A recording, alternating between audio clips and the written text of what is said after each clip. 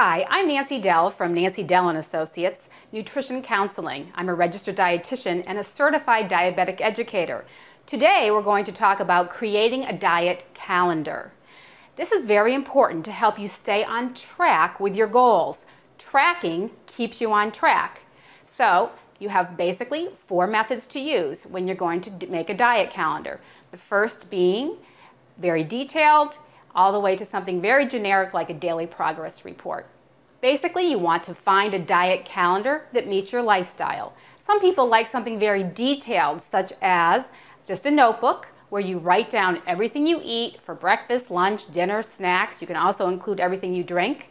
You can also include the calories or the fat grams, or if you're counting carbohydrates, you could write that as well. Some people just don't like that much detail and want something a little more generic or a little more formal. You can use a form such as this food journal, which gives you a little bit more structure. And in this form, you can put, again, the breakfast, the lunch, the dinner, calories, fat, carbohydrates, or you can even leave off the details of the calories, fat, and carbohydrate. We see people be very successful just even writing their food. One of your best diet tools is a piece of paper and a pencil. If you want to be even more generic, you can use a form something like this.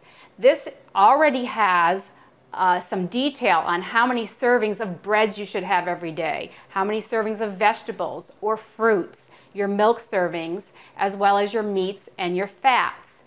This will help you get a better balance throughout the day so that you don't just spend all your calories on pasta, for example.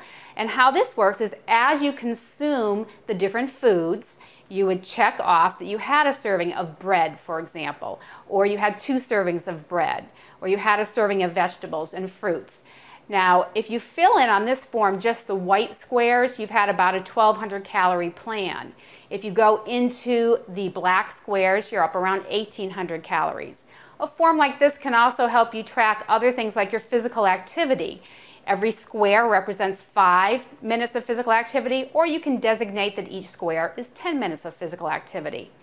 Also, you can set a behavioral goal, such as, I want to stop eating at the first sign of being full, and you can track whether or not you accomplished that or not.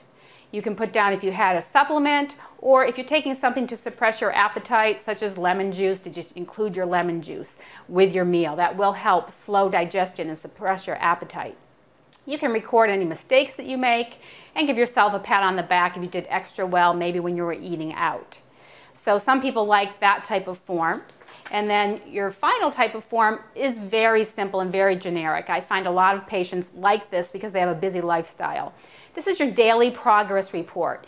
In this, you set 1 to 3 goals. They can be food goals, exercise goals, behavior goals, or any combination of the 3. In this case, we have as a food goal that you're going to eat half your plate as vegetables. Your second goal for your exercise is to walk 20 minutes a day. And the third goal is a behavior goal. You're going to stop eating at the first sign that you're no longer hungry. Then every day you say, how well did I meet my goal today? On Monday here, for example, you fully meet your goal, you fully fill in the square.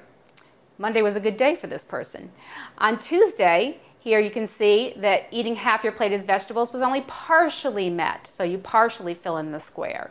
Same happened when you stop eating at your first sign of full. If you don't meet your goal at all, then you leave the square blank. So here in this example, on Wednesday, they did not get to walk, and the same on Thursday. So this is a very simple form. It helps keep you focused.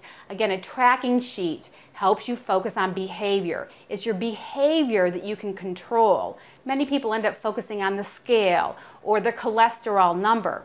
Those things you can't control so much. It's the behavior that you want to focus on, because that will result in good weight loss or good cholesterol numbers.